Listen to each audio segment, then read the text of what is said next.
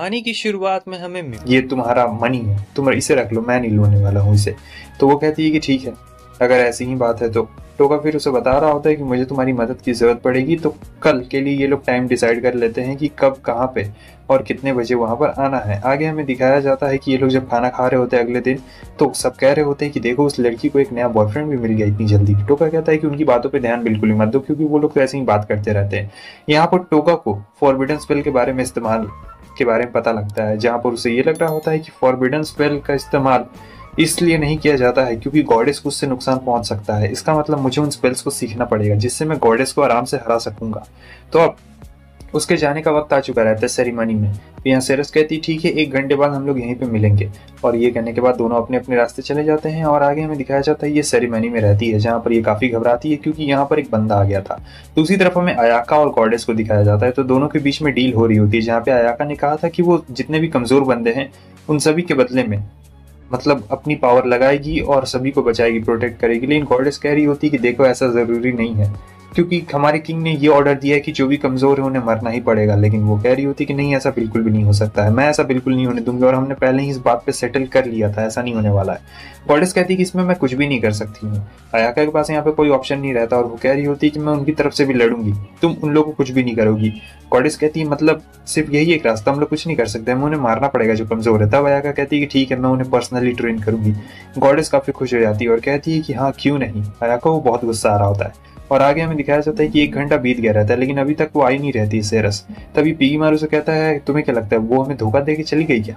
नहीं, ऐसा नहीं हो सकता है। अगर उसे धोखा देना रहता तो वो उसी समय मना कर देती और हमारे साथ कभी भी सुलह नहीं करती। आगे बढ़ता है तो कुछ लोग को कहते हुए सुन रहता है सेरस के बारे में, और वो उसका असली नाम जानते थे और ये भी बताते हैं कि वो फॉरेस्ट में क्या कर रही है। तब इसे सारी बातें पता चल गई रहती है और ये ड्रैगन नाइट्स को भी देखता है। असल में सेरस के ऊपर ड्रैगन नाइट्स ने हमला कर दिया रहता है और ये बहुत ज्यादा पावरफुल नाइट्स रहते हैं, तो सेरस को काफी तकलीफ हो रही थी। हालांकि ये लो रैंक वाले रहते, फिर भी सेरस को बहुत ज्यादा दिक्कत का सामना करना पड़ रहा होता है। वो अपने पावरफुल मूड का इस्तेमाल करना चाहती थी, लेकिन वो नहीं कर सकती थी क्योंकि उसे काफी प्रॉब्लम हो रही होती है। और यहाँ पर वो स्पिरिट रीजन का इस्तेमाल नहीं कर सकती थी। और वो बंदा जो उससे लड़ रहा होता है ये इनका कैप्टन रहता है, कह रहा होता है कि रुको मैं तुम्हें दिखाता हूँ। यहाँ पे उसका पैर फिसलता है और वो नीचे गिर चुकी रहती है। और बंदे के ऊपर कंट्रोल रहता है, कहता है कि मैं तुम्हें इतनी आसानी से नहीं मारने वाला हूँ, पहले मैं थोड़े से मजे तो ले लूँ, उसके बाद मैं तुम्हें बड़े आराम से प्यार से मारूंगा। तब तक टोका आ जाता और अपने पैरालाइज स्किल का इस्तेमाल कर देता। वो कहती कि तुम यहाँ, टोका कहता है कि मैंने तुमसे कॉन्ट्रैक्ट किया और मैं इतनी आसानी से नहीं। तो वो स्लीप का इस्तेमाल करता है जहाँ पर वो सो चुका रहता है और फिर कहता है कि मैं तुम्हें ढूंढ रहा था। और ये बहुत ज्यादा ही दुखी हो जाती है, कहती मुझे माफ करना, मैं तुम्हें बिना बताए। तब टोका कहती है कि नहीं कोई बात नहीं। वो कहती है कि ये लो अपना जेम, हमारा कॉन्ट्रैक्ट यहीं पे खत्म होता है। लेकिन वो कहता है कि नहीं, ये लो पूरा पाउच, अभी तो कॉन्ट्रैक्ट शुरू हुआ और मुझे तुम्हारी बहुत ज्यादा जरूरत है, तुम ही तो मुझे वहां तक पहुंचाने वाली हो, स्विच के पास में। क्या कहती हो, ये ज्यादा सही रहेगा? और अगर हम लोग स्विच के पास पहुंच जाते हैं तो सबसे बढ़िया बात ये रहेगी कि हम लोग उससे ये भी कह सकते हैं कि वो तुम्हें कहीं छुपा ले, क्योंकि किसी को भी उसके वेयर आउट के बारे में पता नहीं है। तो मुझे लगता है कि यही ज्यादा सही ऑप्शन रहेगा। टोका उसे बहुत सारे ऑप्शन दे रहा होता है, लेकिन सेरस यहाँ पे थोड़ा सा कंफ्यूज भी रहती है क्योंकि आज तक कभी सेरस ने भी किसी के ऊपर भरोसा नहीं किया रहता है। और कहती है कि ठीक है। तब टोका उससे कहता है कि ये लो कपड़े चेंज कर लो, यहीं पे चेंज कर लो, क्योंकि इसने तुम्हारा चेहरा देख लिया है तो हमें चेंज करवाना पड़ेगा। वो पहले शर्मा जाती है, लेकिन फिर कहती है कि ठीक है, और अब क्या ही कर सकती थी, इसके अलावा कोई ऑप्शन बिल्कुल भी नहीं रहता है। तो उसके बाद यहाँ पर ये वापस से अपने स्पेल का इस्तेमाल कर देता है, जिसपे से वो पॉइजन इससे हटा चुका रहता है और थोड़ा सा उसने पैरालाइज स्किल भी हटा दिया रहता है। सो जो हमारा टोका रहता है उससे सवाल जवाब पूछने के लिए जा रहा होता है उस बंदे से जो कि वहाँ पे गिरा हुआ रहता है। वो कहता है कि मैं तुम्हारे सारे सवालों का जवाब दे दूंगा, जो भी तुम्हें जानना है। तो वो एकदम राजी हो गया रहता है। सेरस पूछती है कि आखिर तुम मुझे क्यों मारना चाहते हो? ये बोलने जा ही रहा होता है, लेकिन अचानक से कोई हमला कर देता है। हमें दिखाया जाता है ह्यूमैनिटी का सबसे स्ट्रॉन्गेस्ट वॉरियर सिविट यहाँ पे आ चुका रहता है। सिविट बहुत ज्यादा खतरनाक रहता है। इसे देखकर ही टोका समझ गया रहता है कि ये बंदा बहुत ही ज्यादा खतरनाक होने वाला है, इससे पंगा लेना बहुत ही खतरे वाला काम रहता है। तो ये टोका के दायरे के अभी भी बाहर रहता है और ये 5 ड्रैगन नाइट्स है इस दुनिया के, जो कि बहुत ज्यादा ही स्ट्रांग है। सो अब ये लोग किंग के बारे में बता रहे होते हैं। असल में जो किंग रहता है ये बहुत ज्यादा ठरकी रहता है, और जो किंग है वो सेरस को बहुत ज्यादा पसंद करता है। और किंग नहीं चाहता था कि कोई भी सेरस को हाथ लगाए सिवाय उसके अलावा, इसीलिए वो सेरस को अपने पास कैद में रखना चाहता है। मतलब वो लोग उसे सारी बातें बता देते हैं कि किस तरीके से किंग एक नंबर का ठरकी इंसान है और वो तुम्हें बिल्कुल भी अपने से दूर नहीं होने देना चाहता। वो तो तुम्हें अपनी सारी दौलत दे देगा। और जब ये बात सेरस को पता चलती है तो उसे बहुत ज्यादा दुख लगता है। सिविट की टीम कह रही होती है कि ओहो क्या हो गया बेचारी के साथ, लेकिन फिर भी वो खड़ी रहती है और कहती है कि तुम लोग ये बकवास की बातें बंद करो। लेकिन सिविट यहाँ पे कह रहा होता है कि देखो मैं तुम्हारी जान बख्श सकता हूँ, लेकिन मैं बख्शूंगा नहीं, तुम चुपचाप हमारे साथ क्यों नहीं चलती हो? तुम अगर हमारे साथ चलोगी तो ये ज़्यादा आसान रहेगा, और हाँ, मैं आराम से अपना काम भी पूरा कर लूंगा, क्या कहती हो इसके बारे में। लेकिन वो नहीं आ रही होती है, और जो हमारा सीविट रहता है वो ज़्यादा इंटरेस्टेड रहता है हमारे टोका में। तब उसके साथी कहते हैं क्यों, तब वो बताता है कि देखो, ये जो बंदा है ये जानता है कि हम लोग कौन है। टोका जानता था कि ये बंदा बहुत ज़्यादा पावरफुल है, 100 लीटर से भी काफ़ी ज़्यादा पावरफुल है, और फिर वो सिविट के सामने में आता है और अपना नाम हार्टी स्कूल बताता है, जो कि नकली नाम रहता है, और भी बहुत सारे गलत इन्फॉर्मेशन दे रहा होता है। लेकिन सिविट भाप सकता था कि कौन झूठ बोल रहा है, कौन सच बोल रहा है, और वो बता देता है कि देखो, तुम्हारे पास अपने कुछ सर्कमस्टेंसेज होंगे, लेकिन देखो, तुम 5 ड्रैगन नाइट्स को भी देखकर बिल्कुल भी नहीं कांपे हो, इसका मतलब तुम में कुछ अलग है, और तुम मुझसे झूठ क्यों बोल रहे हो, तुम्हें ऐसा झूठ बिल्कुल भी नहीं बोलना चाहिए। तब टोका समझ चुका रहता है कि ये बंदा झूठ को भाप सकता है, तो मुझे झूठ बिल्कुल भी नहीं बोलना चाहिए, मेरे पास और कोई चॉइस नहीं है। तो फिर ये आगे बढ़ जाता है और कहता है, मैं जानता हूँ कि तुम एक बहुत ही पावरफुल बंदे को ढूंढ रहे हो, तुम मुझसे लड़ना चाहते हो, डेथ मैच करना चाहते हो, तो गॉडेस के बारे में क्या ख्याल है। तब सिविट कहता है कि नहीं, हम दोनों की रिलेशनशिप अच्छे हैं, मतलब दोनों कंट्रीज के, तो हम लोग नहीं लड़ सकते हैं। वैसे मैं गॉडेस में इंटरेस्टेड नहीं हूँ, लेकिन गॉडेस ने जो बाहर से हीरोज बुलाए हैं, मैं उनसे लड़ने में काफी इंटरेस्टेड हूँ, क्योंकि उनके पास ब्लेसिंग्स है।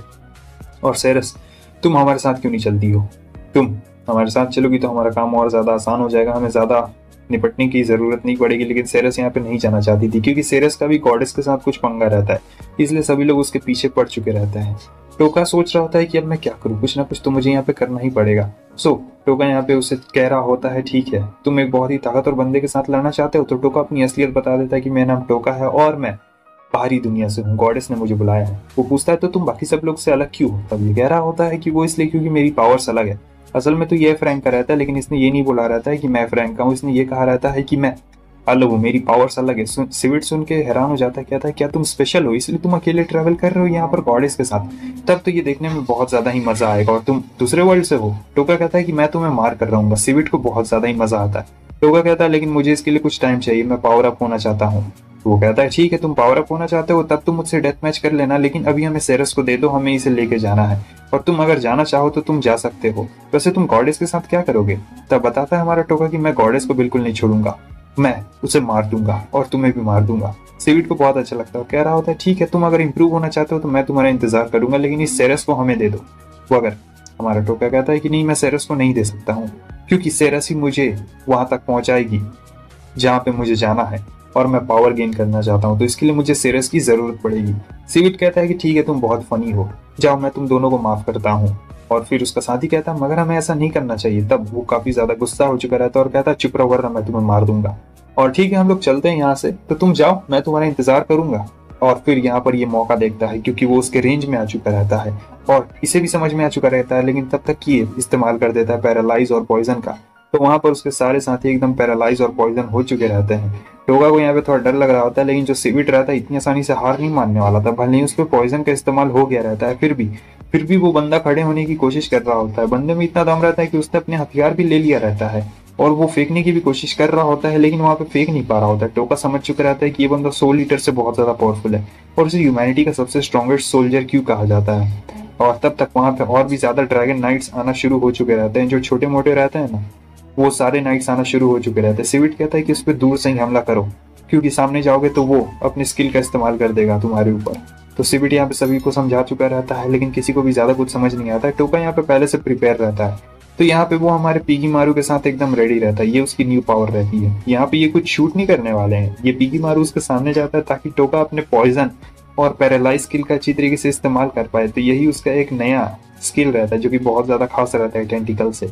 सिर्फ इतना ही नहीं रहता है, उसका लेवल अप हो चुका रहता है, वो किसी को अंधा भी कर सकता था, साथ ही साथ किसी की आवाज छीन सकता था। जैसा पूरा एकदम लेवल अप हो रहा होता है, बहुत सारे लोग यहाँ पे मारे जाते हैं, उसका पूरा एकदम खतरनाक लेवल। टोगा का लेवल अप जैसे देख सकते हैं कि यहाँ पर बहुत ज्यादा होता है, और फाइनली उसने सभी को हरा दिया रहता है। लेकिन ये अभी भी सिविट हारता नहीं है, और टोका उसके पास में आता है, कह रहा होता है कि मैं कोई नोबल हीरो नहीं हूँ जो इस दुनिया को बचाने के लिए आया है, मैं यहाँ पर अपना बदला लेने के लिए आया हूँ। सिविट ने अभी भी हार नहीं मानी रहती, लेकिन फाइनली ह्यूमैनिटी का सबसे स्ट्रॉन्गेस्ट सोल्जर यहाँ हमारे टोगा के हाथों मारा गया रहता है।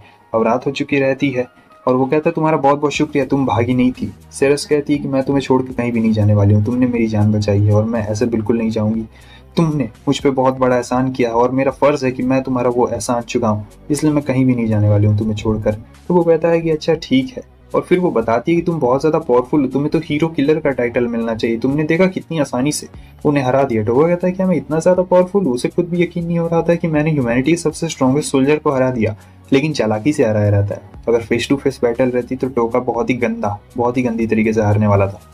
दूसरी तरफ हम देखते हैं अयाका और सभी लोग इंतजार कर रहे होते हैं जहाँ पे गॉडेस के बदले कोई और लड़की आई रहती है और इन लोगों को इंस्ट्रक्शन दे रही होती है। लेकिन जैसा कि आपको पता है कि ये जब इंस्ट्रक्शन दे रही होती है तब बीच में कूद चुका रहता है हमारा शोग और कहता है कि तुम कौन हो। वो कहती है कि चुप रहो और फिर बहुत ही तेजी के साथ उसे पंच मार के बेहोश कर देती है। सब सोच रहे होते हैं कि ये कौन है और फिर हमें पता लगता है कि इसका स्पीड बहुत ज्यादा होता है और ये कह रही होती है कि मैं तुम सभी लोग को नेक्स्ट फेज पे लेके जाऊंगी, तो सब लोग रेडी हो जाओ। और आगे हम देख रहे होते हैं कि टोका यहाँ पे अपना बदला लेने के लिए रेडी रहता है क्योंकि उसने सारी प्रिपरेशन कर ली रहती है। जो सेरस रहती है वो कहती है कि मैं अपनी जान दे दूंगी, लेकिन फिर भी मैं तुम्हारी रक्षा करूंगी क्योंकि तुमने तुमने मेरी मदद करने से पहले एक बार भी नहीं सोचा, और जो भी तुम्हारा एक्सपेक्टेशन मैं उस सारे एक्सपेक्टेशन पे खरी उतरूंगी सर टोका, मैं अपनी जान भी आपके हाथों में सौंप रही हूँ। तब वो कहता है कि अरे नहीं नहीं, ऐसा करने की कोई भी जरूरत नहीं है। टोका कहता है कि देखो मैं तुम्हें धोखा नहीं देने वाला हूँ क्योंकि तुम बहुत ही सॉफ्ट नेचर की हो, बिल्कुल मेरी आंट की तरह। ये सुन के सिरस थोड़ा सा मुस्कुराती है और वैसे भी टोका को किसी ऐसे बंदे की जरूरत पड़ती जो बहुत ज्यादा पावरफुल है और उसके पीछे भी देख सके क्योंकि पिगी मारू अभी इतना ज्यादा पावरफुल नहीं है। और फिर दोनों अपनी एक नई जर्नी पे निकल जाते हैं। वैसे भी इनका जर्नी रहता है हमारी गॉडेस से बदला लेना। और हाँ दोस्तों, कमेंट करके तुम लोग जरूर बताना कि तुम्हें ये कैसा लगा। वीडियो को लाइक जरूर कर देना। हमारी कहानियाँ देखने वाले 99% लोग ऐसे हैं जो हमारी वीडियोस एंजॉय तो करते हैं, लेकिन उन्होंने हमारा चैनल अभी तक सब्सक्राइब नहीं किया है। अगर आप उन 99% लोगों में से हैं, तो बस आपको एक छोटा सा काम करना है। इस वीडियो के नीचे आपको एक सब्सक्राइब बटन दिख रहा होगा, बस उस सब्सक्राइब बटन को दबाना है। बस इतना सा काम करना है आपको, और लगे हाथ बेल आइकन भी प्रेस कर देना ताकि हमारी लेटेस्ट वीडियो आते ही आपको सबसे पहले पता चले।